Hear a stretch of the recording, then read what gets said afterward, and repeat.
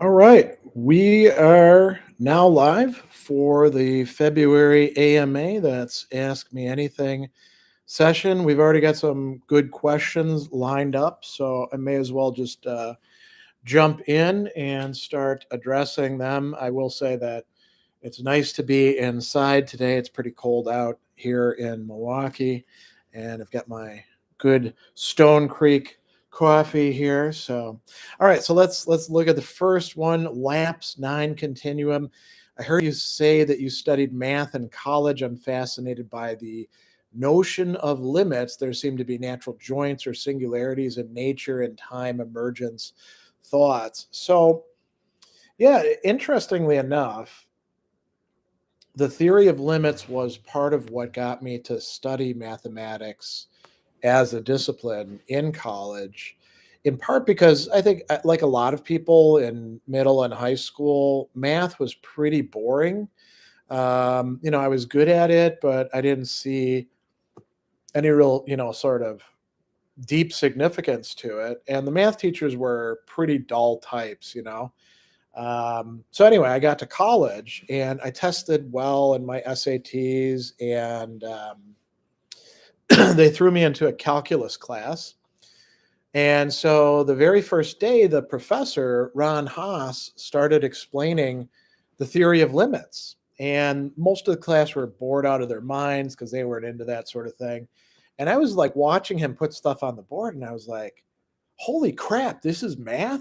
This is not like math that I've encountered before. This is really cool stuff. And so I went up to him afterwards and I had a question for him, and his eyes lit up. And I was asking about, like, well, when you go to infinity on one side or the other, would they like coincide with each other? And we got to talking about infinity and infinitesimals. And so the theory of limits actually played a real important role in getting me to be interested in that. And then I just kept taking more and more math classes, as well as, majoring in philosophy. So then at a certain point, I was like, well, I may as well major in mathematics too.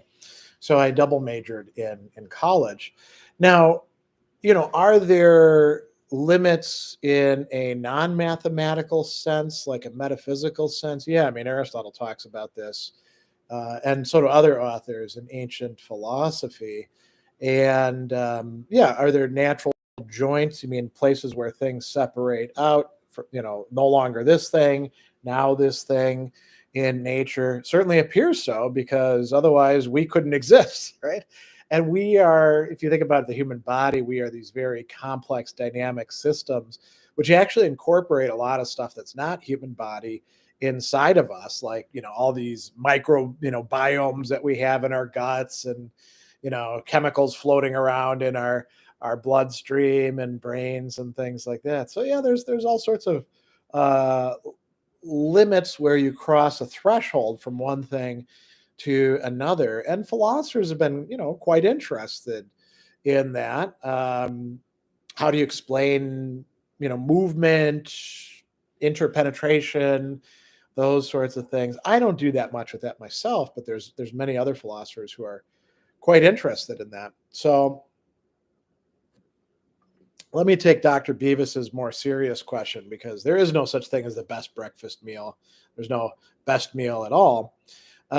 So Dr. Beavis says, if ghosts were real, what ghosts would you like to hang out with? So it's good that it doesn't say most like to hang out with. So I probably would want to hang out with, ghosts of family members and maybe friends who have died over the course of my lifetime. My father died when I was only 11 and he was 36. So we never got to have an adult relationship, an adult relationship between adults. So there's lots of things I would have loved to talk with him about. As a matter of fact, we were at an amazing concert performance just 2 nights ago here in Milwaukee. Winston Marsalis had his like whole jazz ensemble, and I forget the guy's name, but he's like a master of the oud, and they've been collaborating together for 15 years, and it was just an amazing concert performance. And my dad would have loved it, and I would have loved to have been able to talk with him about it, but that's just not feasible. You can chat with the memory that you have in your head, but at this point, I'm way older than he ever was, and I'd love to see my mom again. There are pets who I miss, particularly Sassy, but also our two dogs and Sassy's sister Teensy, and my other cats that I've had and dogs in the course of my life. And I miss my grandparents, my grandpa and grandma Lemreys more than my grandpa Sadler. But grandma Sadler died when I was only 7, and so I think for me the ghosts would be people I've been connected with. So that's kind of a cool question. Alexander Oland, if you had to remove 3 philosophers from history, the world will explode if you don't. Which ones would you choose? That's a great question. I probably would go looking for non-entities who wouldn't particularly be missed. I'd take kind of a utilitarian perspective on this. I don't have any like, "Ooh, I hate their guts. I wish they were completely dead," the way that some people do in relation to certain philosophers.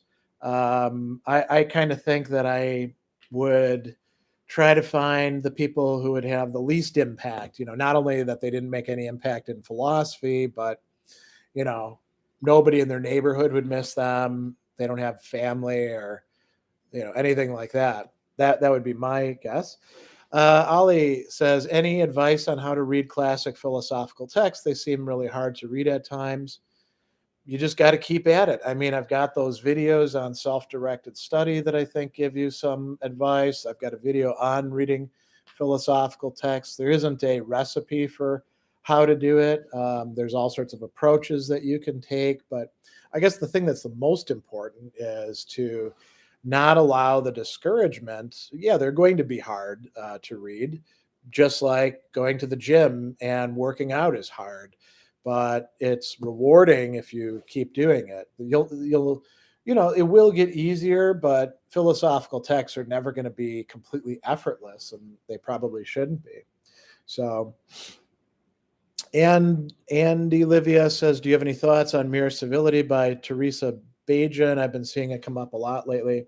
Not even on my radar. I haven't heard about it, but that doesn't, have anything to say about whether it's a good book or not, because there are literally thousands of philosophy books published every year, and most of us only see a few of them. So I don't have any connection with it. Bill Bobaggins, if you had to recommend one famous Wisconsin beer to a tourist, which beer from Wisconsin would you suggest? So that's a great question. I mean, I wouldn't recommend the American Pilsners that tended to be what made Milwaukee so famous, like Pabst Blue Ribbon or Miller, or Hams or these sorts of things, because they're not very good. We drank that crap when we were younger because we didn't know any better. I mean, they're better than Budweiser, right? Which is complete crap. But there's so many great beers, and I would recommend some beers from the Sprecher Brewery here in Milwaukee, one of the oldest craft breweries, microbreweries around. Their stuff was available when I was, in high school, and I started drinking it probably when I was 19 or 20. Definitely after I was 21. My mom actually on my 21st birthday brought me a 4-pack of Sprecher's Black Bavarian, and that was like real good beer, and they have a lot of cool stuff. They also make root beer, so non-alcoholic, and cream soda, and I think an orangesicle. But they have these, Black Bavarian is a Schwarzbier, and but a Milwaukee version of it. They've got a great amber. They've got a cool Oktoberfest. They've got all sorts of other stuff. So I would say Sprecher. You know what I wouldn't get anybody? There's this big hype around this one beer that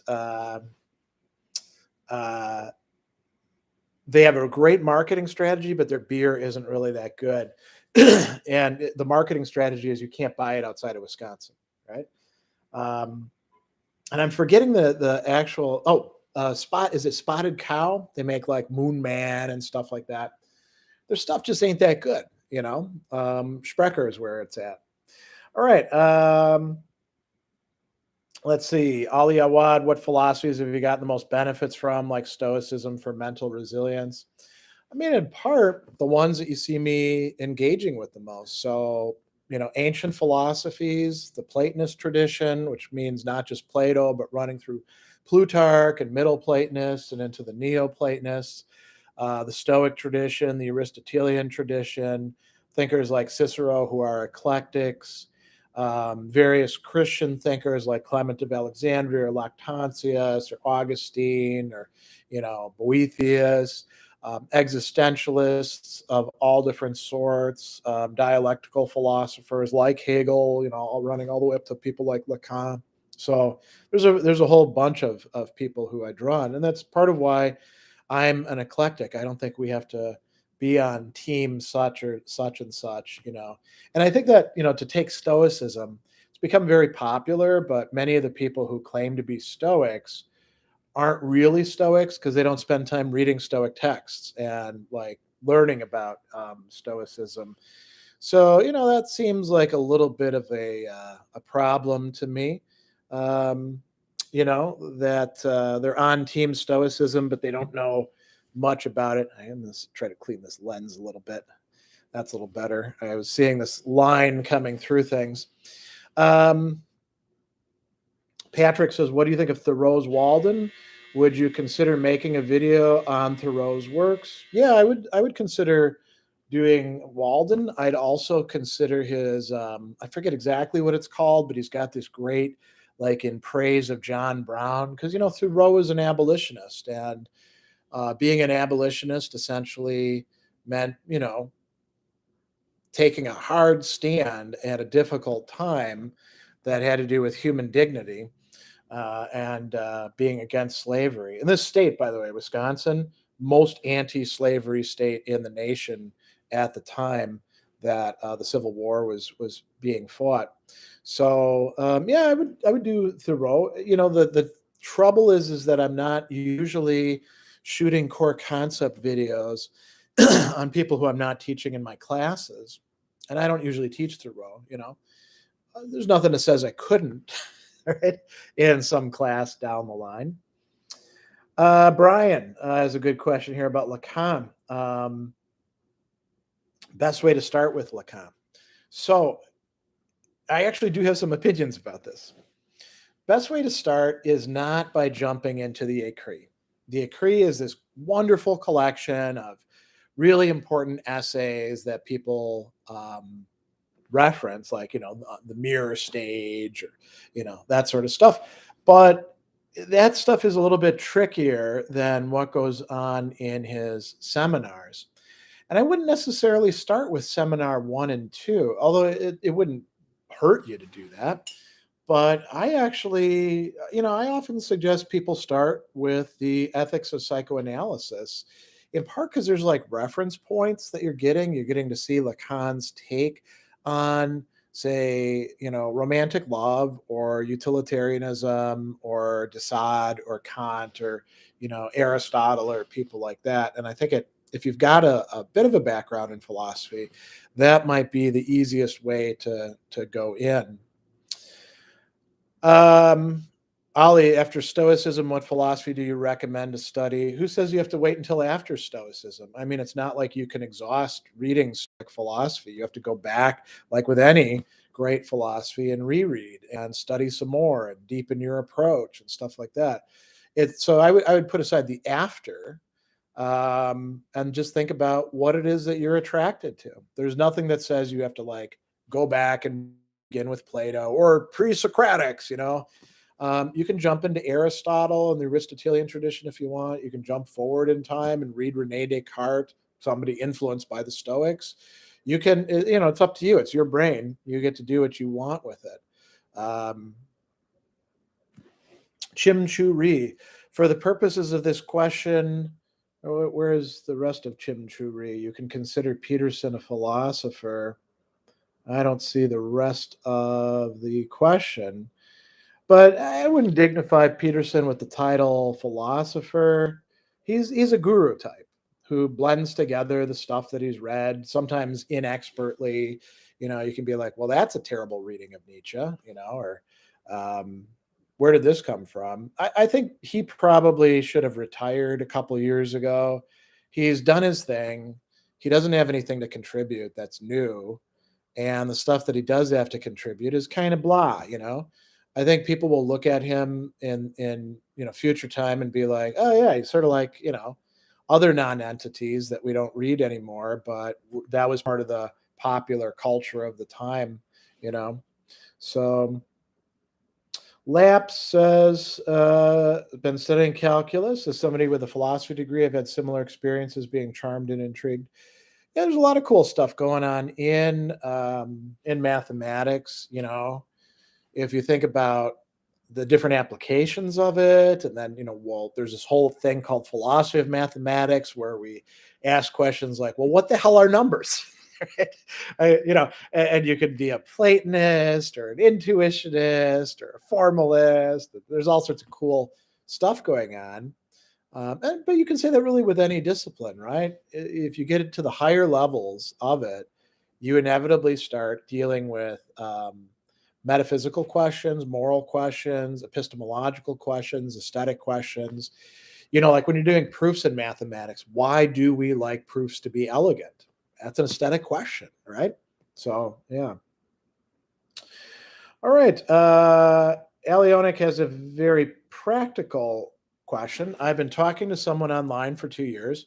In a few months, she will visit the UK and we will meet. I am worried that things will be different when we meet in person. Any advice? Well, they definitely will be different when you meet in person because you're meeting in person and you'll be spending time in ways that are quite different. So, it's not whether or not things will be different, it's what attitude do you want to adopt towards the difference. And you can worry if you want to, but you could also like embrace it and be like, holy crap, it's so awesome not seeing you on a screen, but actually here in real time in a place with me, right? So joy could be an option. Wonder could be an option. If you like to fight, you can get angry at each other. That's another option, right? So I think you should ask yourself why is there worry there? I mean, maybe what you mean is that you're worried you're going to be disappointed, or you're worried that they're going to be disappointed with you. There's going to be sort of negative experiences. And then you can think about, well, why would that be the case? You don't really know what it's going to be like until you get together in the room with them. And, I would like say, try to keep your expectations kind of low. And that way, they can easily be satisfied and perhaps you can go beyond them, right? All right, Scotland's. Who do you think has the greatest chance of winning the Super Bowl? Yeah, I don't know. I think I would put my money on the Eagles, but I don't really care. Once the Packers and the other teams that I care about, the Bears and the Colts, are out, I don't really care what happens. I don't have a proverbial dog in that fight. The Chiefs are a good team. The Eagles are a good team. Um, I'm just kind of happy Brady's retiring because he's been around for a long time and never liked that guy. So yeah. All right. Alexander says, how would you explain what philosophy is to someone who's never heard of it before? I probably wouldn't explain it. I probably would suggest that they read some, short pieces, and then we could talk about it.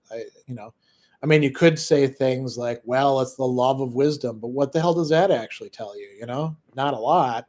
So, that doesn't seem like a really great strategy for conveying anything. I mean, I do have videos that I provide my intro students, like in the first couple days of class, saying philosophy is, it's this thing with a very long history, and it's a literature, it's a kind of activity. It's also, you could say, a set of normative ideals that we try to measure up to, like being rational and providing arguments and being well informed and not distorting people's texts and stuff like that. Um, and it's also a discipline. It's a place on campus in universities. So it's all those things. All right, Brian says, discovered you through your video on A. Van Vogt's The World of Null A.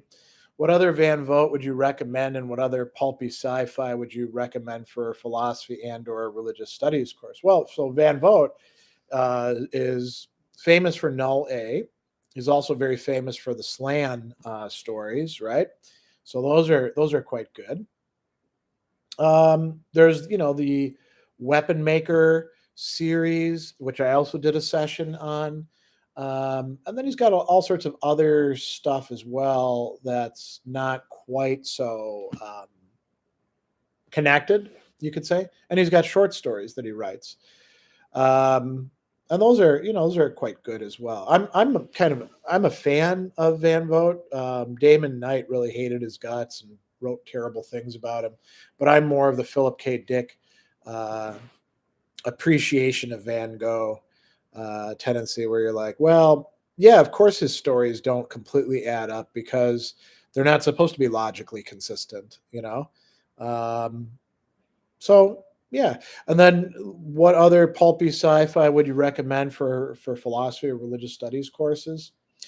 I mean, Asimov wrote pulp stuff, right? So he's not a he's not a great writer in some parts, but he can be good. Philip Jose Farmer, you know, great pulp writer. Of course, we have all the horror, weird stuff with like Lovecraft as well. C.L. Moore, she was a great writer as well back in that era, working with sometimes her husband Henry Kuttner very closely. There are some pieces where like it's clearly both of them, and it's hard to disentangle them. L. Sprague de Camp, you know, those are the people who come to mind right off the bat. And then we also have like the pulp detective stuff. Like I'm a huge fan of Raymond Chandler, having started reading him a couple years back, pre-COVID. Now that I think about it, because I remember getting the books at the library, and wow, do I like his stuff? I think I'd probably go back to them again. Um, Luca, have you tried any sci-fi books intertwined with philosophical ideas? Yes, I have indeed tried some sci-fi books intertwined with philosophical ideas. You might not know, but I actually have a series that I've been doing since 2016 called Worlds of Speculative Fiction. And the last two were on Dan Simmons' Hyperion novels, which have a few philosophical themes in them, you could say. Um, so yeah, I mean, you can easily go through and see which ones I've been particularly keen to grapple with, and not just sci-fi, but also like dystopian fiction, fantasy, weird horror, alternate history. So yeah. All right, Bruno. How am I? Any favorite Buddhist texts? No, I wouldn't say I have any favorite Buddhist texts. There are, some short ones that I have my students read, like when we're doing world religions.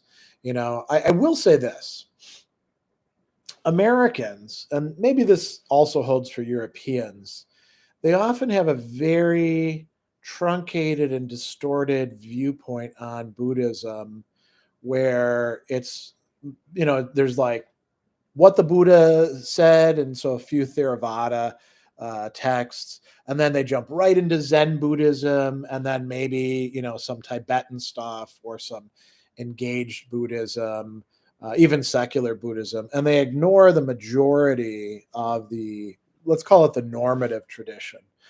So if you think about Mahayana Buddhism, I mean, to begin with, it's different from country to country.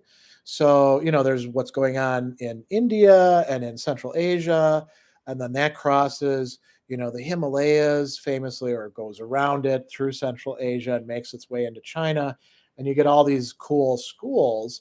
And Chan or Zen is one of them, but only one of them. You also have all these sort of metaphysical schools, which sometimes the Zen people will draw upon, and you have Pure Land, Jingtao, or the various Japanese versions of Pure Land Buddhism, massively important. I have Buddhists in my family, and they're not Zen Buddhists; they're Pure Land Buddhists because that's quite common, and we often don't teach about that. So, I actually have my students read some of the Pure Land Sutras and look at some of the artwork and architecture. Um, and so it's different in how things develop in China, where the different schools are much more like drawing upon each other, and in Japan, they're often opposed to each other. Things happen differently, of course, in Vietnam and in Korea. And then if we think about like Theravadan Buddhism in Thailand and Sri Lanka, and then we get the we get Mahayana and Vajrayana Buddhism in Tibet and Mongolia.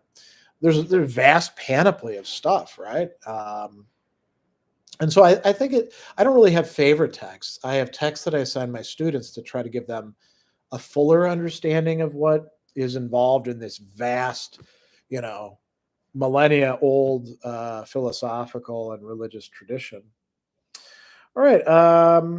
Patrick, do you see any modern lessons we could learn from French or Russian anarchists? For example, Kropotkin, Bakunin, Proudhon. I mean, myself, no, because I'm not really, I don't think much about anarchism. I'm not moving in those circles, and it's been years since I've read those people, so I wouldn't be very competent to say anything about that. Shantanu, how familiar are you with Indian philosophy? Can we see videos on them in the future? So, pretty familiar and no. And I probably answer this every single time with either Indian philosophy or Eastern philosophy, which is just a mishmash of vast cultural spheres, or Islamic philosophy. There's a couple things to say. I don't need to do videos about everything because there's other people doing videos about pick whoever you want, right? You just got to do some work and find them. There are people who do work on Indian philosophy and better than I would do. So why would I need to reinvent the wheel and do crappier work when I could be doing good work on philosophers who I actually know much better? Um, Same thing with like Chinese philosophy. I don't create videos on that other than for my classes, uh, because there's other people who do better work, and oftentimes I'll use their videos instead of my own. Like there's Brian Norden is out there. Why Van Norden? Why the hell should I try to do what he's doing when he does it better? There's also the language issue. If I'm going to tell you about Cicero, I can read Latin. If I'm going to lead you through Descartes, I can read Latin, which is what Descartes mostly wrote in, or French. I don't read Sanskrit. I don't read Pali. I don't read these other languages. So why shouldn't I just leave that to the experts? People are always asking me to like go outside of my areas of competence. It's sort of like if I was a great, bass player. I play bass, but not great. And then people were like, "Why are you playing the bass? Why don't you play the drums instead?" Because I'm not a drummer. So, yeah. All right. And this goes right to the next question from Kanhaya. Do you cover Advaita philosophy as well? No, because other people cover Advaita philosophy, right? So I don't need to replicate their work. Raid, here's a very interesting question. What are the red flags of a bad or mediocre thinker? So I would say the biggest red flag, in my view, is off base, crappy takes of important philosophers. So when you see somebody who clearly hates Aristotle or Kant or, pick whoever else, and they're saying all sorts of disparaging things about them, and you've actually read it and you're like, well, that's not right. You know that person either doesn't know what they're talking about and they probably relied on somebody else's sources, or they're actually deliberately misrepresenting them, in which case why would you want to engage with them. So that's a big one right there.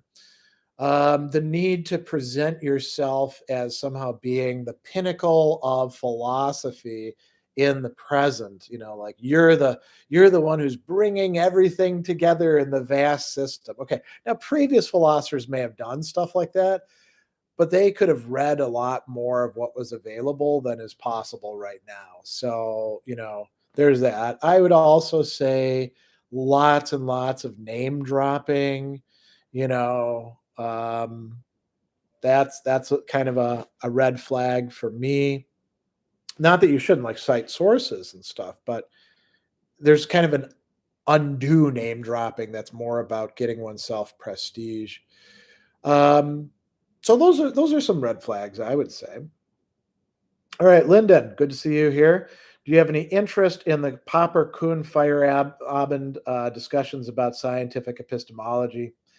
Not much. I mean, I had to learn that stuff back in graduate school to satisfy the one of four preliminary examinations because we had a epistemology philosophy of science examination. So you had to read all that stuff and learn something about it. But I don't really care that much about those discussions. Not enough to have anything interesting or competent to say about it. Um, let's see. It just jumped a little bit. Looks like we have a lot of comments and questions. Right, Fred said Spinozist Epicureans are the worst. I'll have to take your word for that because I don't know any Spinozist Epicureans. Um, Seems like those would be, if rightly understood, kind of at odds with each other. They wouldn't fit in very well with each other, not least because Epicureans are metaphysical pluralists, and Spinoza sure as hell isn't, right? So, yeah, I kind of struggle to think about who would that who would fall under that. Uh, and Olivia, do you have any favorite instances of a philosopher changing their mind on an issue? Favorite? I don't know, but I mean, what comes to mind? Well, Wittgenstein very famously um, moves from the Tractatus, where he's closely aligned with the logical positivists, and then moves into a whole different conception of things that you see in the philosophical investigations and uncertainty, but also in the earlier remarks on the foundations of mathematics. And that's kind of a famous example. Nietzsche, his assessment of the birth of tragedy is which is his first major work, very critical of himself as being too Hegelian. Um, who else comes to mind? I mean, Kant talks about breaking out of his dogmatic slumber. Now, nobody reads his pre-critical stuff these days, but there is a difference there. Um, Alistair McIntyre, right? Um, Works in analytic philosophy, and he's a Marxist for a long time. Eventually, moves into an Aristotelian framework, and then it becomes more and more robust with the incorporation of Augustinianism and Thomism. So he'd be a good example. Yeah, those are all interesting examples.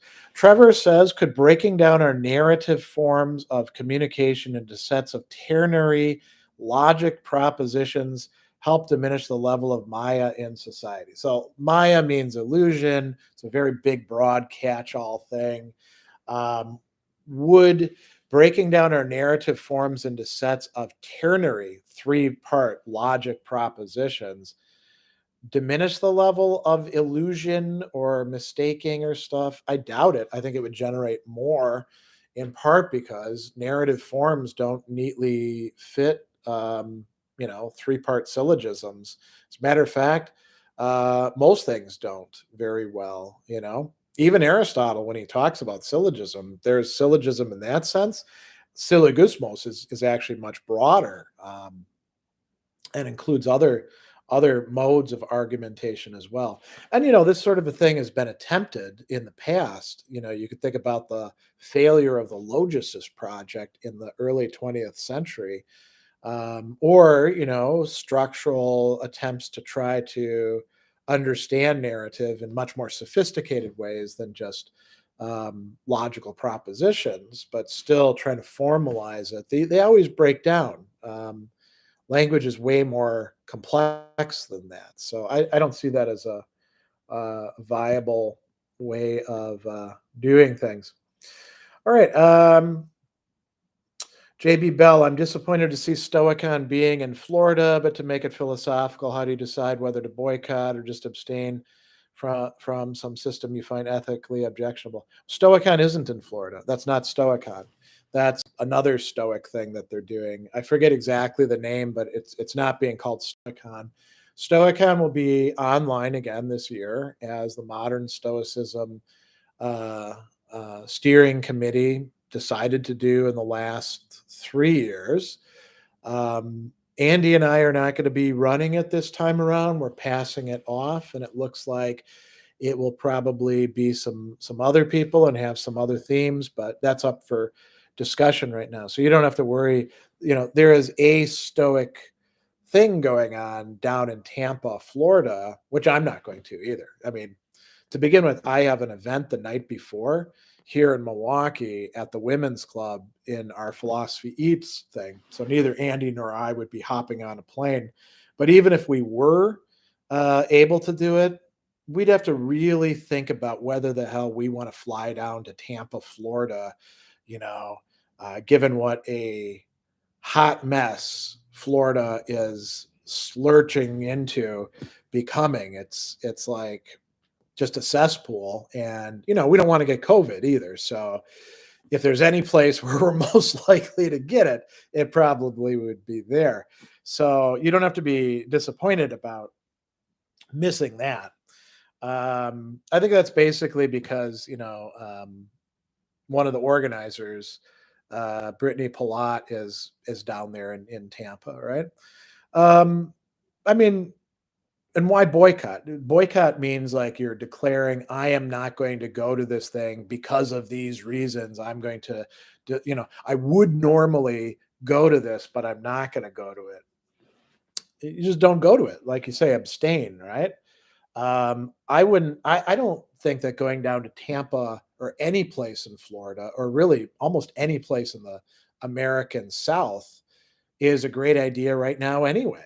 Um, we were actually scheduled to go to Vegas, and I'm so happy that we're not doing that this year because, again, I don't want to get on a plane if I don't have to and deal with all sorts of people who think that masking up is an irrational, fear based thing to do rather than something prudent. So, yeah. I mean, I will be going to a conference here in the summer, just blocks from here at Marquette. But I also thought about, should I go to the metaphysics conference in New Hampshire at St. Anselm's College?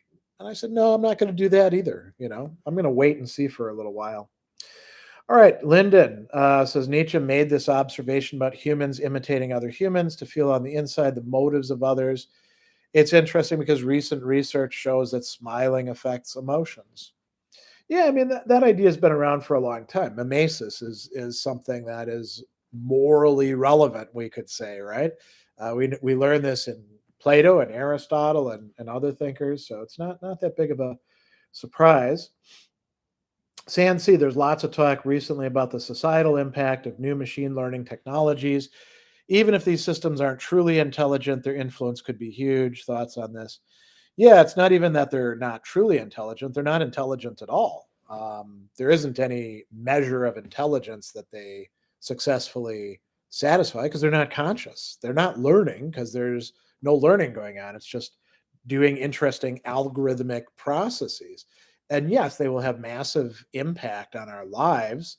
Um, but we should separate these two things out. Having big impact because human beings, conscious entities who have agency, decide to do things with them. Yeah, that's totally important. and we should be thinking about that a lot, but it's not intelligence. It's nowhere near it at this point, and we're actually going down the wrong road, I think, with machine learning or neural networks. There are some things where we probably need to go back to expert systems, which was seen as a dead end in AI about, uh, you know, 15, 20 years back. Um, so yeah, I think that's quite right. Um, Oh, JB has a follow-up. There's a big space between staying away from South Africa and apartheid and people saying you can't criticize the government if you have social security and the like. Yeah, there and we should differentiate between these sorts of things. I think there's a lot of people who are very sloppy in their thinking because they're more enamored with either like being a debate bro or they want to have like total consistency about things. Like I have a friend who's kind of a boomer type recently who wanted to bring up all sorts of issues in a conversation with me about he was worried about like college education and being too woke, and I was like, boy, you should really spend some time on campuses, and a lot of these worries that you have would go right out the window. Just getting the college students to actually pay attention to what we're doing is tough, and there's very few places where like the woke people are canceling you. I mean, most colleges are not evergreen college, right? And he was like, just you could tell the fear that he's got, and I'm like, what the hell is this to you? I mean, you're not teaching college. Your kids are not being indoctrinated. Why is it of such a big concern to you? And there's a lot of things where people have kind of inconsistent ideas and allow themselves to be captivated by them. You know, so all right, Rima, have you ever read the works of Eugen Fink? What did you think of him? Yeah, I mean, I've read him a long time ago in graduate school um, during a Husserl class, and I don't remember enough to really say much about him. So clearly, I wasn't impressed enough to want to keep reading him. But maybe that doesn't necessarily say he's no good. That just means Greg 25 years ago didn't consider him so. Um, let's see.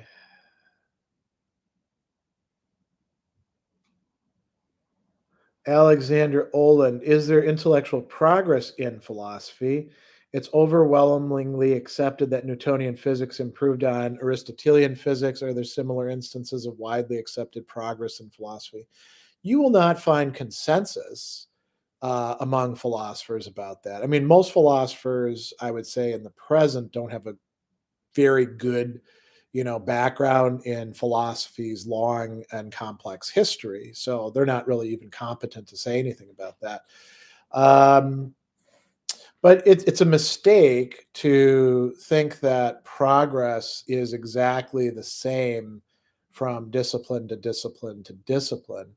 I mean, I think you can like look at things and be like, yeah, I mean, we don't propose ideas unless we're crazy that like everything is water. So there's definitely, I mean, Aristotle notes progress in his own time in his works. This is part of the dialectical approach, right? So clearly there is progress in some sense. Is it the kind of progress that we see in the natural sciences when the natural sciences aren't like bullshitting or making up stuff or stuff like that, which is some of the time, by the way. No, it's a different sort of progress, one that requires you to like step into the current and do some work to be able to understand it, not just pick up, a text as if it's a piece of technology that you can automatically start using. Right. All right. Gilgamesh says, do you agree with the reading of Hegel's Science of Logic that he's attempting a presuppositionless beginning to philosophy? Yeah, but I find that completely uninteresting. Um, and sure, he's doing that in the phenomenology too. He tells you that, right? But who cares? I mean, are we like here's an example of progress in philosophy. Are we like worried about foundationalism at this point in time and whether or not we're making any assumptions. I mean, you're going to make assumptions. There's no presuppositionless standpoint to begin philosophy from. That was a pipe dream. And it's not even really needed. It's good to have axioms. It's good to have the starting points. You can still question them, but you got to start somewhere. So, all right. Let's see here. Ray Manheim. I'm going to go to university this year. What would be your advice for a first year philosophy major student? How can I learn to write better philosophy essays? Well, you get better at writing in three ways. You read a lot and you read good stuff, right? So you've got models and you see how they're doing things. You write a lot and a lot of your writing sucks and you just keep writing and you get better at it, right? So probably start a blog and keep that something separate from your work that you're handing in for your classes. Then the third is you get other people to look at your stuff and say, well, this is good, but you need to fix this, or this sucks, and you need to, you know, actually read the people you're opining about, or man, you really should spell check your stuff, or don't write in gigantic 2-page long paragraphs, break it up, you know. So reading, writing, and review. That's how your writing gets better. Um, and it works that way with speaking, and it works that way with thinking and other things too, right? You observe other people doing it, you do it yourself, you get criticism from people. Um, Now, as a first year philosophy student, yeah, I mean, don't put too much pressure on yourself. You're a first year philosophy student. Don't think you have to have an answer for everything. You're there to learn, not to try to come up with great ideas of your own, you know, in the course of class and impress your professors. I mean, you'll impress your professors, the ones who are worth impressing, by actually doing decent work, and the level for that is pretty low at the beginning level, and then it kind of ups as you go along. So, all right. Abhi says, how to select a dissertation topic in philosophy, how to start writing. Well, you start writing by starting writing, right? There is no way around that. And there is no recipe for writing. You write. And Ursula K. Le Guin, great author, writing teacher. She, says this in her essays about writing, that sooner or later you actually have to do the work. Now, a dissertation topic, that's up to you. You figure out what you're interested in. You probably would want to, do some preliminary research within a field, and they're not going to let you start a dissertation without doing some preliminary research. That's why you write a prospectus.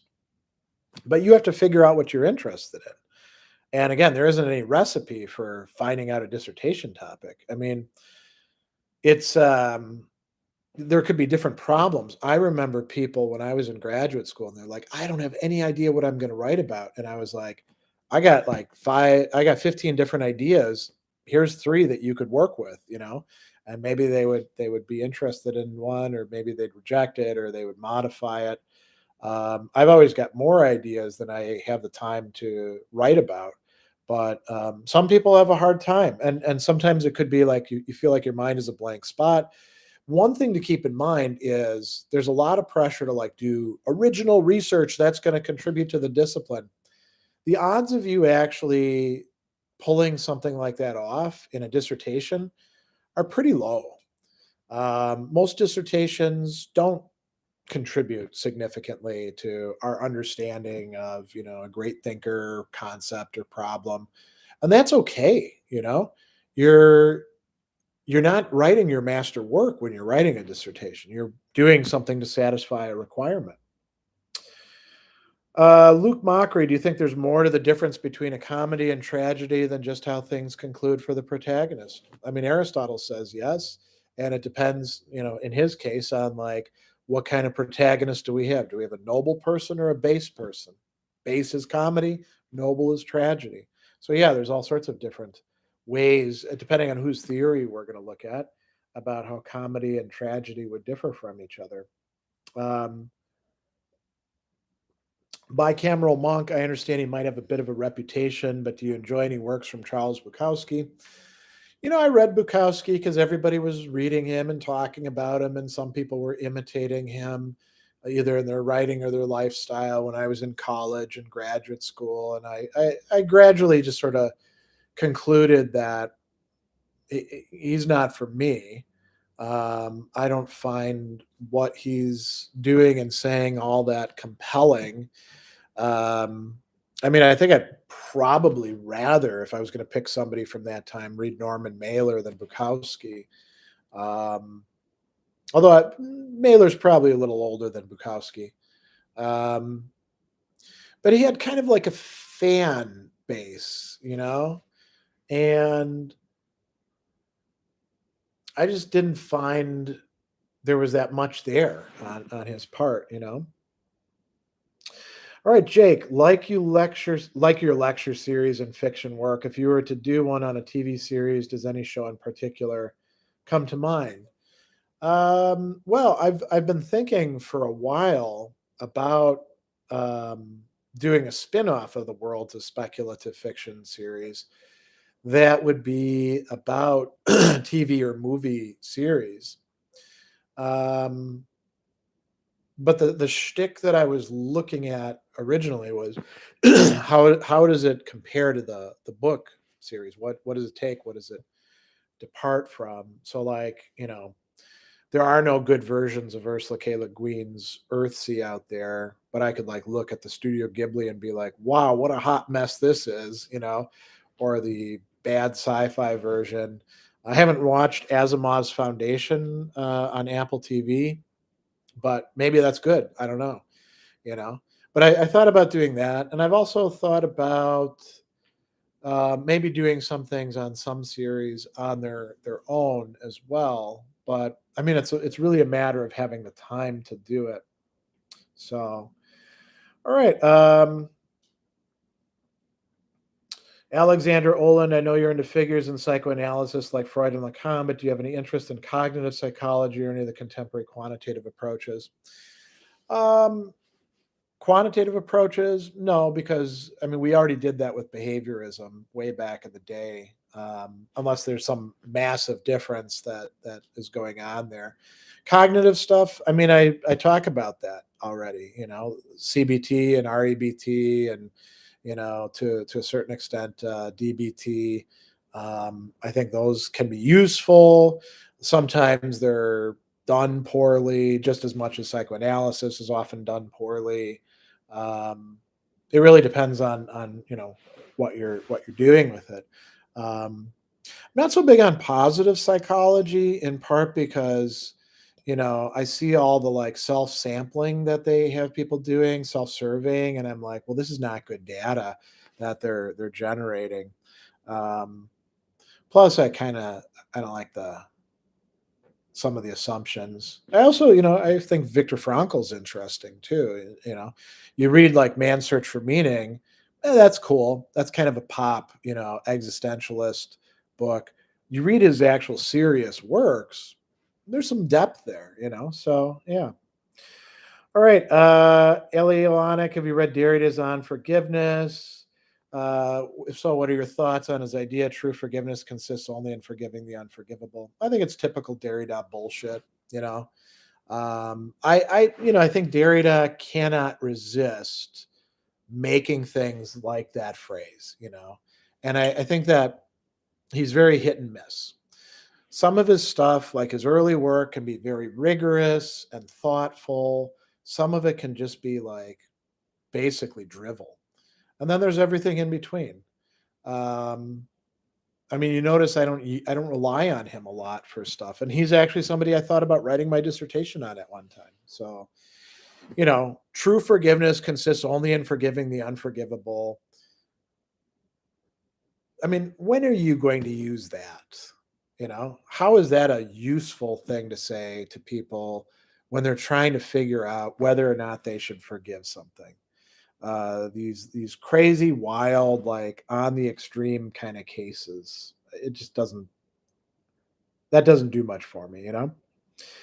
Um, JB says, thanks for the mention of Pure Land. I feel like Western people act like we already know what that's like. We have Christianity. Yeah, very, very different, right? All right.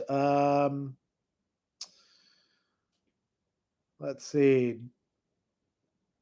Donkey says, so lucky to have 4 channels of live great convos to be part of. This is the top G go to me. Well, thanks. I'm glad that you enjoy it. Oh, I just skipped a little bit. Let's see what do we got here. Donkey had a serious question. Green Bay's Packer community ownership bigotry seems to reflect something rotten in society in the NFL. What say you? I don't think that there's any sort of bigotry involved in community ownership. It's a model. I don't know why it would possibly be bigotry and doesn't represent something rotten. I mean, you don't do anything with your Packers stock. We own Packers stock. You know, I think we paid like $250 for a share, you know. So all right. Trevor had a follow-up question about the logical stuff. Are you overlooking skillful tautological forms? No, because tautological forms don't do shit. They're tautologies. You just say the same thing, right? Unless there's some weird sense of that I don't understand, you know, that people are using the terms in. Shrey, the phrase "that's subjective" is bandied about too much in every debate discussion. Do you think it's unfair to have a complete disregard for it? There are a lot of things that are going to be subjective, and objecting to them being subjective is a sign that somebody is actually in bad, you know, arguing in bad faith or doesn't understand what the terms mean. And you know, I would say this: consider whether it's actually worth spending your valuable time debating with people who say stupid things, you know, or whether you should be spending that time on other people. Ridicule. Do you have any examples of philosophers you think butchered Plato or Aristotle, as in badly misrepresented or misunderstood them?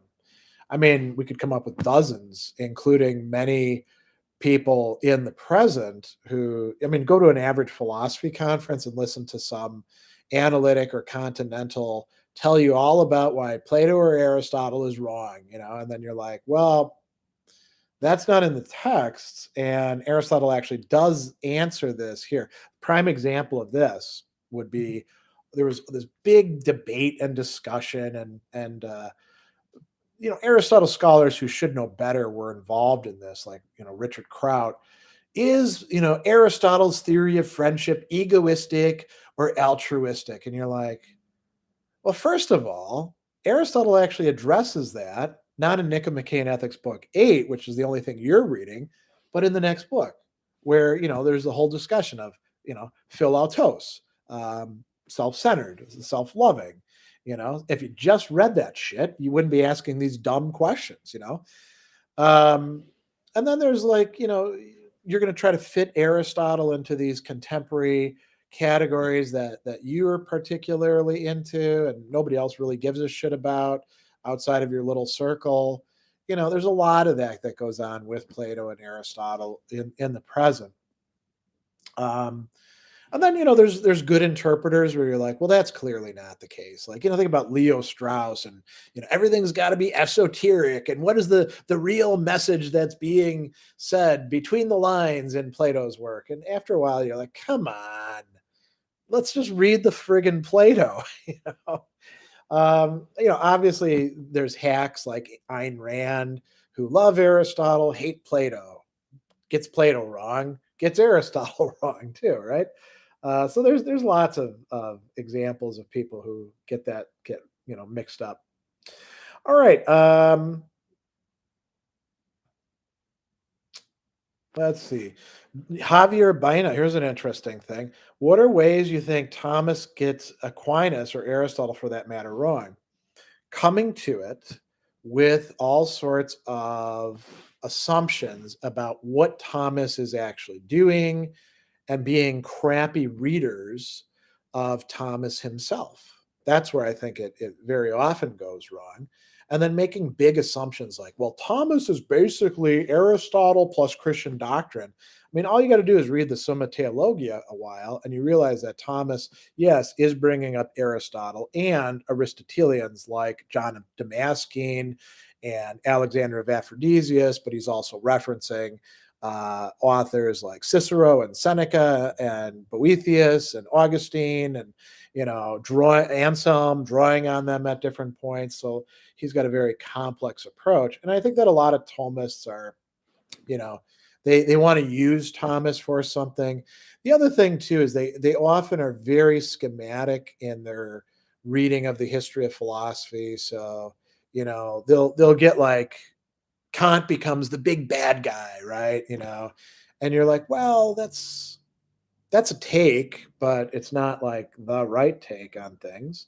So, right, said Fred, people who read Spinoza as if he's an Epicurean, i.e., D. Vardalakis and many other Americans following him. I doubt there's many other Americans. There's probably a handful because I've never heard of this guy. And it seems like a pretty fringe thing. And why would you read Spinoza as if he's an Epicurean? Why not read Spinoza as if he's Spinoza? You know? All right. So let's see what else we got here. Dr. Beavis, come down to Huntsville, Alabama. We would love to meet and talk with you.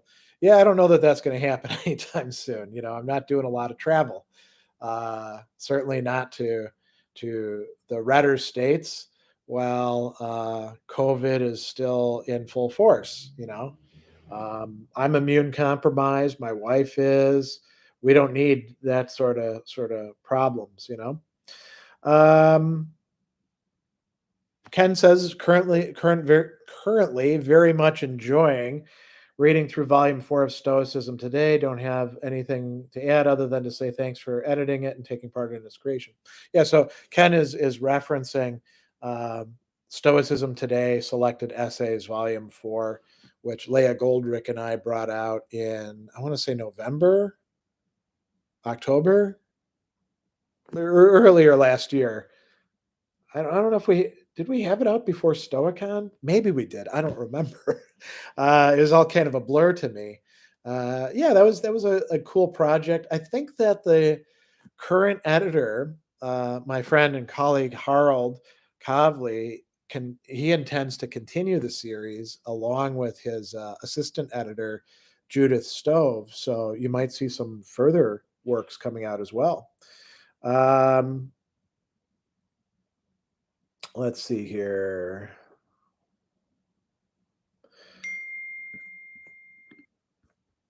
What else do we have? Alexander, can you discuss the correlation between the impressiveness of beards and philosophical ability? There is no correlation whatsoever at all. So, I wouldn't worry about that.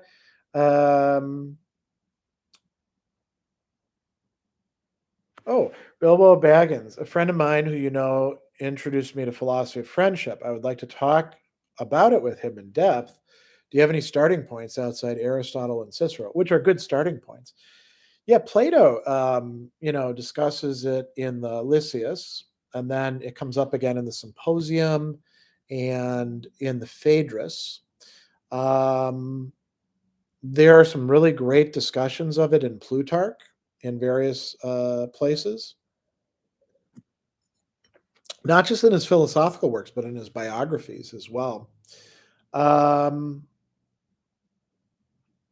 you know, there's all sorts of treatises on it throughout the Middle Ages and early modern period here and there, but you kind of got to dig around.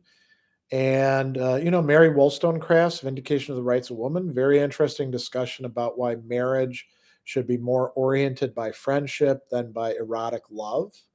Paul Ricoeur in the 20th century has a book on friendship, which, brings up people like Aristotle, called Oneself as Another. Derrida, of course, has his Politics of Friendship, if you're into that sort of thing. So, yeah, there's all sorts of interesting reference points that you can go to. It's an area that I would like to teach sometime. All right. Trevor, it can be good to have axioms, but is not necessarily an interesting experiment. Can any humans learn to reliably transcend axioms even for short bursts of time? Transcend axioms, heuristics, everything. To me, that's a completely unattractive project. If you want to do that, go ahead. See where it gets you. I don't think that from where I sit, it's a worthwhile project to do. Forrest, do you expect antinatalism to be in a dictionary anytime soon? I don't know. I'm not the dictionary writers. I don't know how they decide those sorts of things.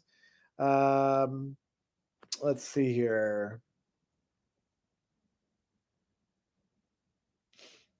Abumano, how much is it important to read the original text in Western philosophy? Which text should I begin with? So there is no which text I should begin with. It's up to you. I mean, you can begin with Plato if you want to. That's a convenient starting point. You can begin in other places. There isn't like a itinerary that everybody has to follow in philosophy, and you should expect to be going back and forth between texts. And how important is it to read the original texts? I don't know. Do you want to know what the people actually said and be confident that you actually do know what they said, or do you want to rely on other people who might be full of crap? You won't know whether they're actually reliable or not if you read this history of philosophy or this one, unless you're actually reading the original texts. At least for some of the thinkers. Doesn't mean that all you do is study original text, but why would you deprive yourself of the opportunity of actually reading Plato rather than reading somebody else's stuff about Plato? So, oh, Lyndon says, have you cooked anything interesting or new lately? I haven't cooked anything new for quite a while. I've got like a repertoire of recipes that I tend to stick with for the most part. Um, I mean, I think many of you saw me making the biscotti a couple weekends ago, and I took one batch to my mother-in-law Shirley, and one batch to my kid Kat, who, by the way, has you might have also seen this in social media. She actually, or they staged a reading of a play that they wrote, which is kind of a big deal. So you can check out Kat Sadler, not CATT, but CAT, and you can find her play. What else? So biscotti. Have I done much cooking lately? My wife has been doing more of the cooking because we both alternate, and she really likes to get in the kitchen. I don't think we've done that much. I haven't done that much lately, but I'll probably be doing some more in the future.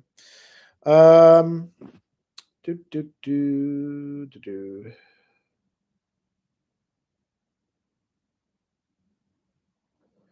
All right, a lot of back and forth between Trevor and other people. Um, All right, here's a new person, Lord Tennyson. Odd question: is there any children's literature you find engaging or fun to read as an adult? I think that good children's literature should be good literature in general. For me, it was Narnia. Yeah, I mean, and Tolkien actually talks about this on fairy stories, saying, yeah, fairy stories aren't really for children per se. I mean, I went back to the, Madeline L'Engle's Time Quintet, and I really liked that stuff, and that's, like, explicitly young adult stuff. We covered that in Worlds of Speculative Fiction a couple years ago. Um, I would like to reread Susan Cooper's The Dark is Rising series, which had a huge impact on me as an elementary school kid. Really loved those, and maybe they'd be good again. Um, read the Narnia books, of course, to my kids. Lewis Carroll's, stuff as well. There is also a book, and I should find out who it's by. And It's called The Horse, the Cat, and the Miracle, and it is just a lovely book. Um,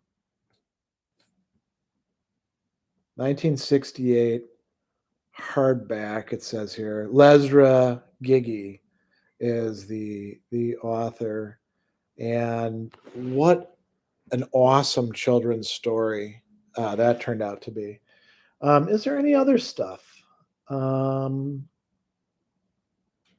I mean, I don't think I've read any other children's lit for quite a while. So, all right, Sonny, you mentioned behaviorism earlier in the AMA. Do you have any guesses why there are so few pure behaviorists around? Yeah, because it was a failure. You know?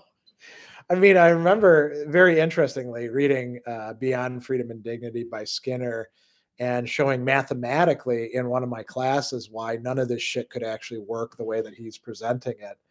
Um, you know, uh, behaviorism. So there were a couple things that were wrong. One was making vast sweeping assumptions. So as a research project, it was poorly founded. But you could say similar things about, cognitive approaches or, traditional psychoanalysis. That there's some big assumptions being made, right? It was also kind of morally abhorrent the way that they talked about and treated things. And I think that turns people off.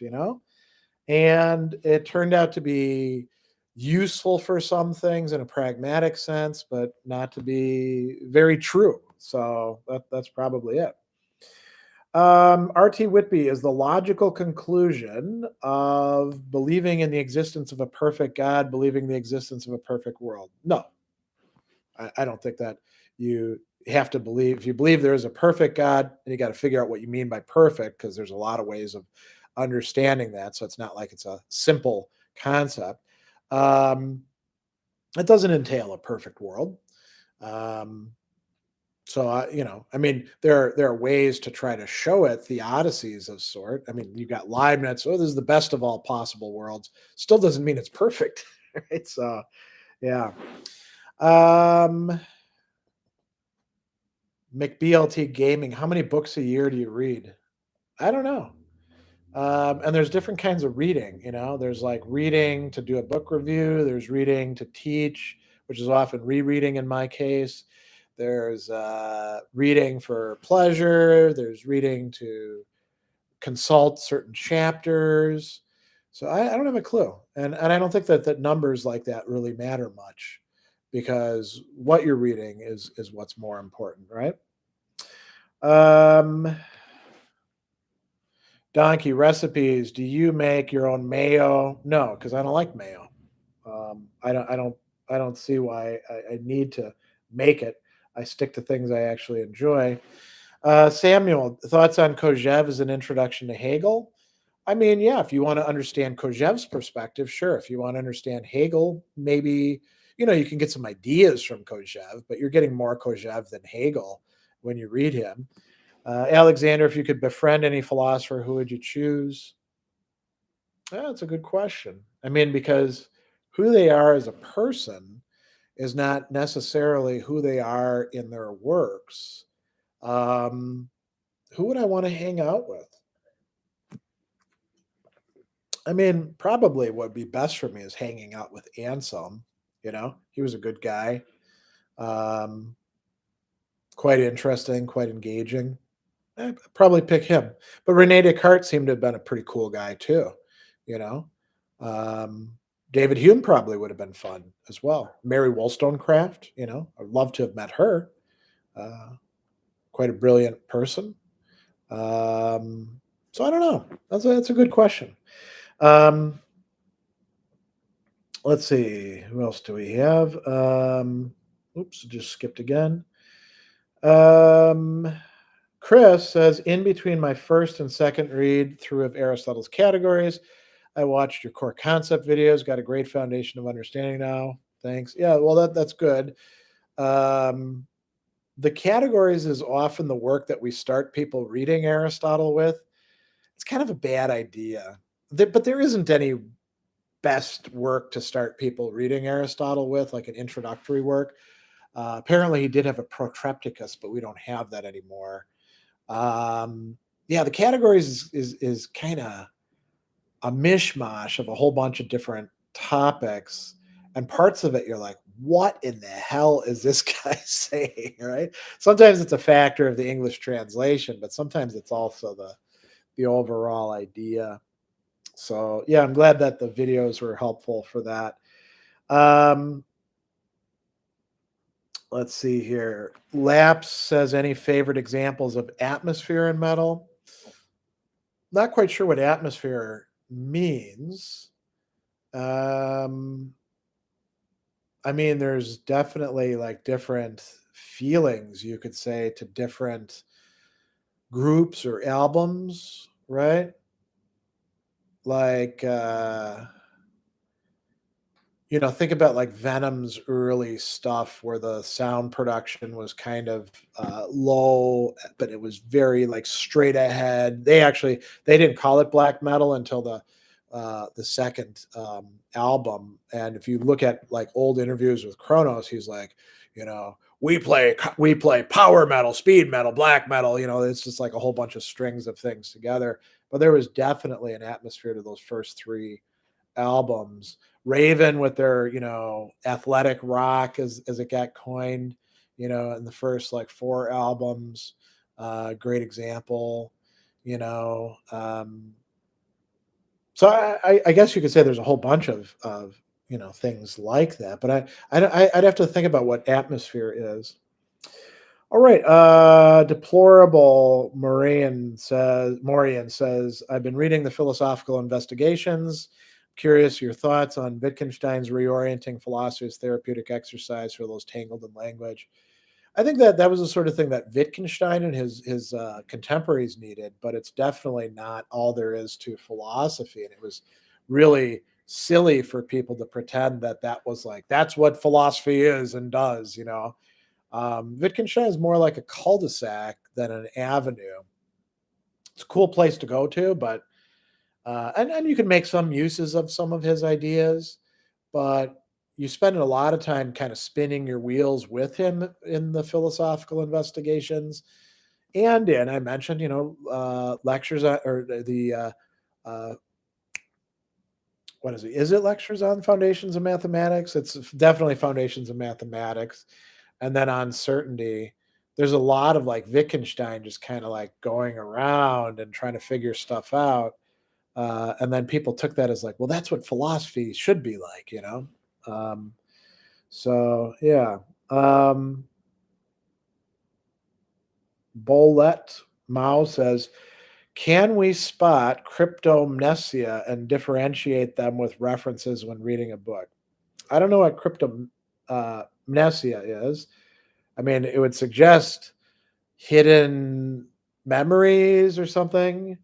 Um, but I don't know what the term actually signifies. So, all right, Julian, how familiar are you with Rene Girard's mimetic theory? If you're familiar, what do you think of it? Yeah, we read Girard back in grad school, and I thought he was an interesting thinker. The idea of mimetic desire, I think, is very useful. I think that's quite true, and he articulated something interesting and applicable.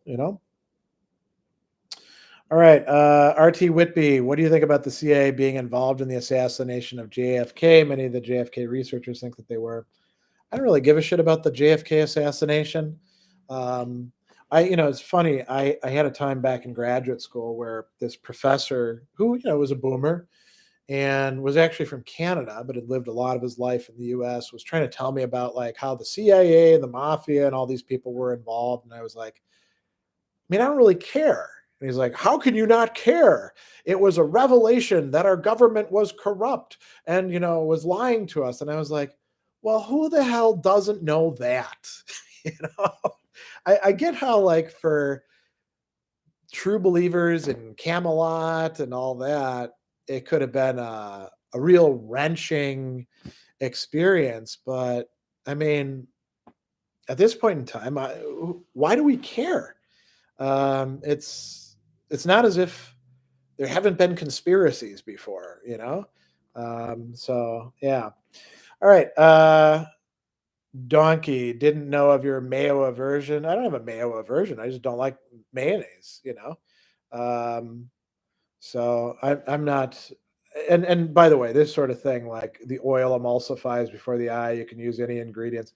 I don't do boutique cooking. I do like plain old, straight ahead. This is gonna taste good kind of stuff. I'm not into frou-frou shit. My wife worked at the Culinary Institute of America, so I got to see all the molecular gastronomy, essentially, you know, culinary masturbation, deconstruction, all this kind of stuff. I'm not into that. I'm not impressed by that sort of thing. I don't find it compelling.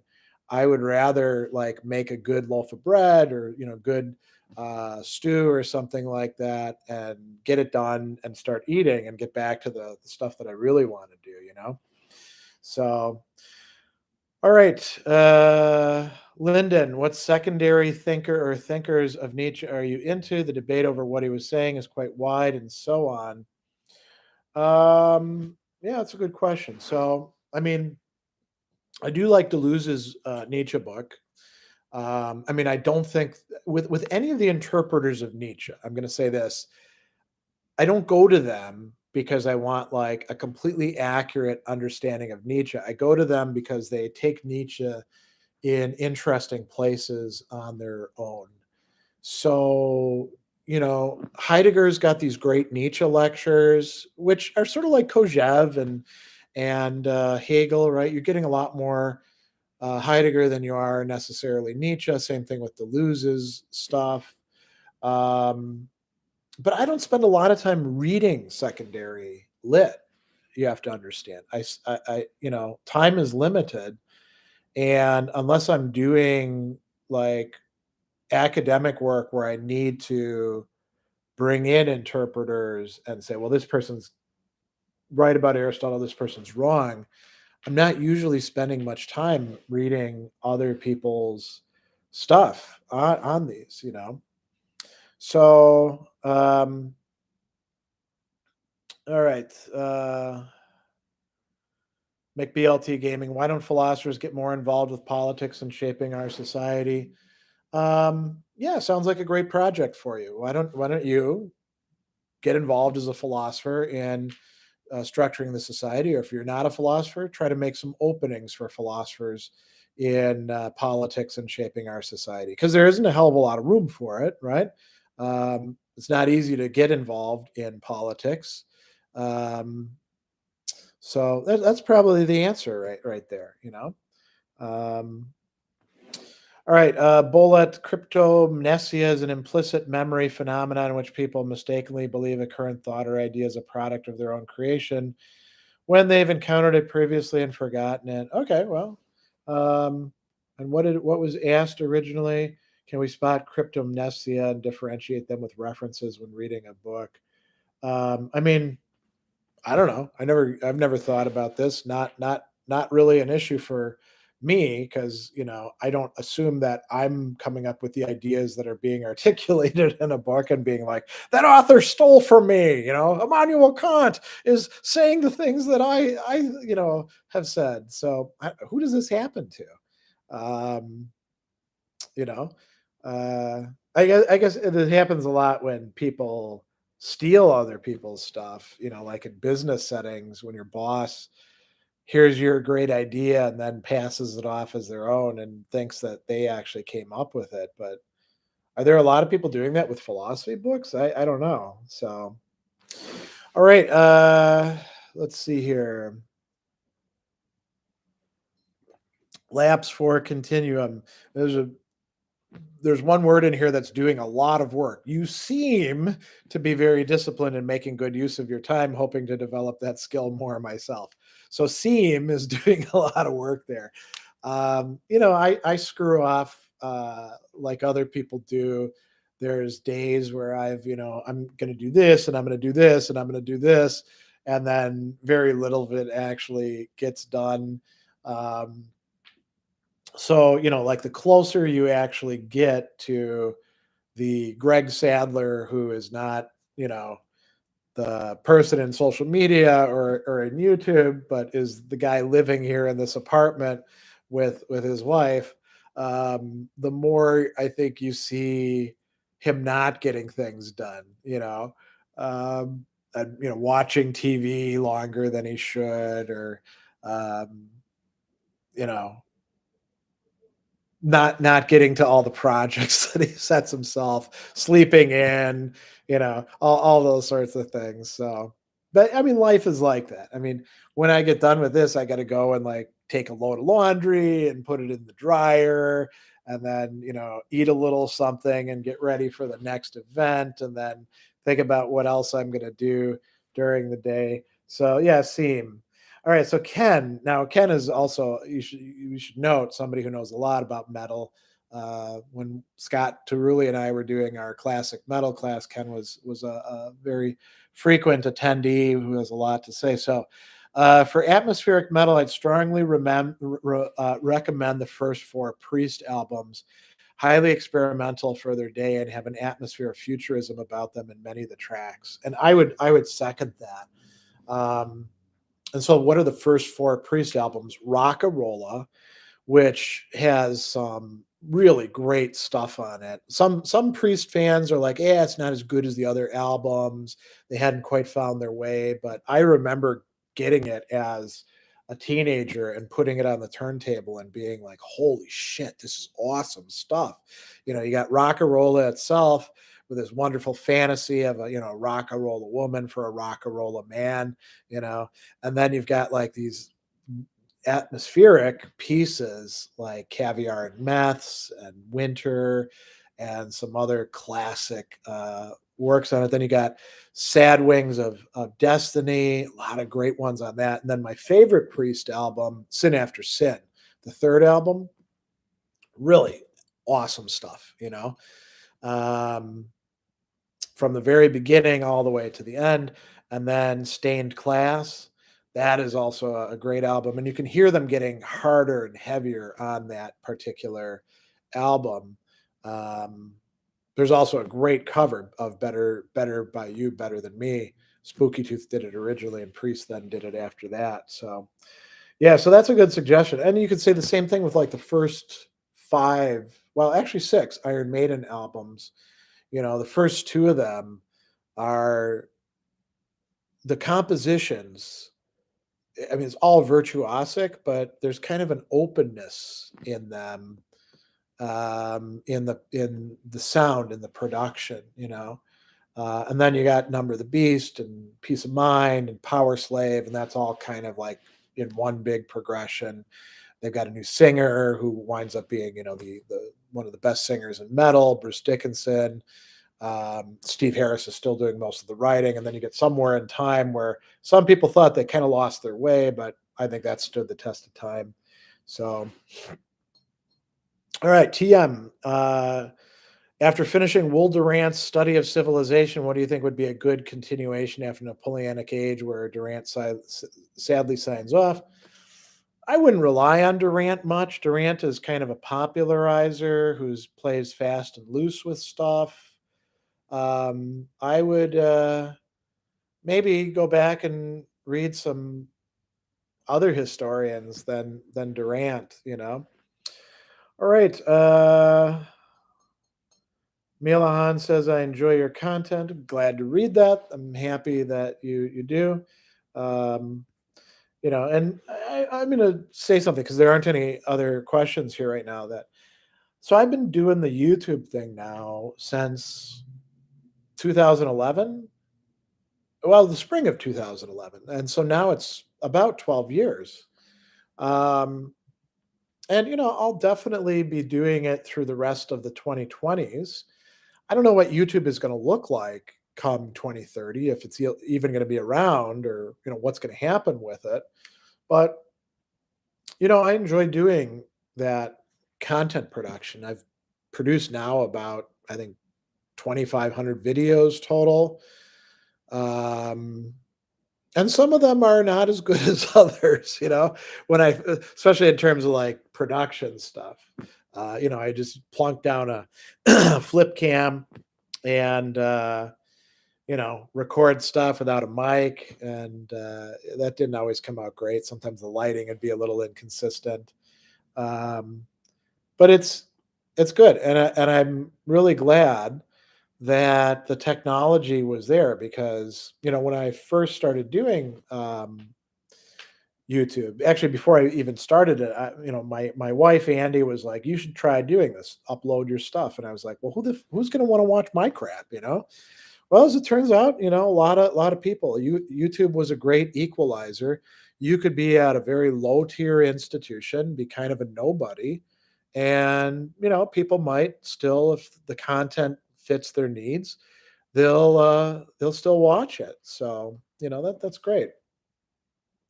Donkey's got a reminiscence here. I think it was 2012. I know the depression video was impact and caring and sharing and inspiring. So I did that long ago. I've been meaning to do an update about that. Like, well, where am I? Where back then I was still taking Wellbutrin. Where am I today? And I can say I'm less depressed than I was then, but I still have to watch it. There's tendencies towards it. So all right, lapse 9 continuum as long as the Greg who is home with his wife is happy, I suppose it's what matters most. Yeah, because this is kind of a good observation about, online presence, right? Used to be in the old days, we would say Facebook isn't real life or Twitter isn't real life. Well, it's pervaded into our lives. We now live in this weird digital. We're living in an analog setting, but there's all this, what would you call it? Penetration of the digital into our lives, and we're kind of weird hybrid creatures nowadays. But we do need to have a basis, as they say. Touch grass. So it doesn't have to be grass; it can be touch the couch or touch the windows or things like that. Um, all right, we're at the end of our time. I'll answer a few more questions. Brock says, "What works from Husserl would you recommend? It seems difficult to find many copies or where to start on mainstream book websites."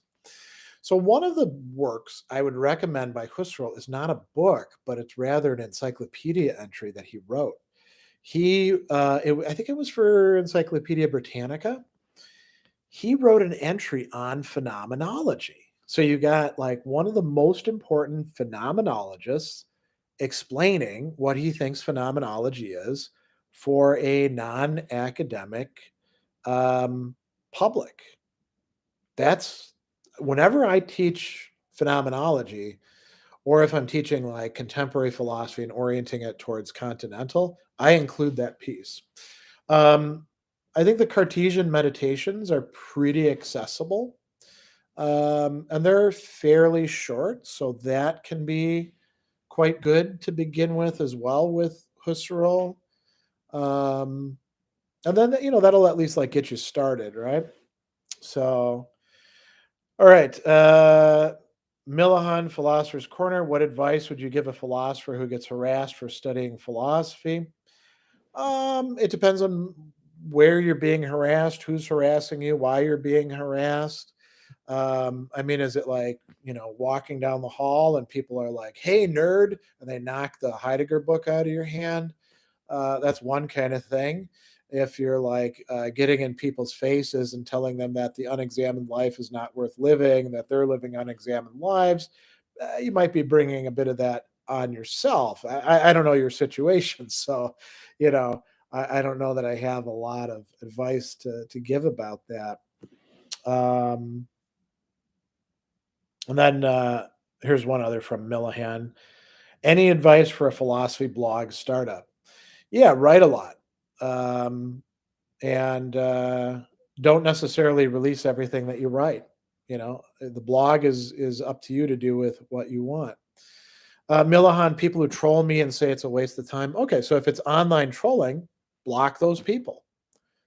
Who says that they have to have a voice in your spaces? I look at this. So this is a great place to end. I'll say, I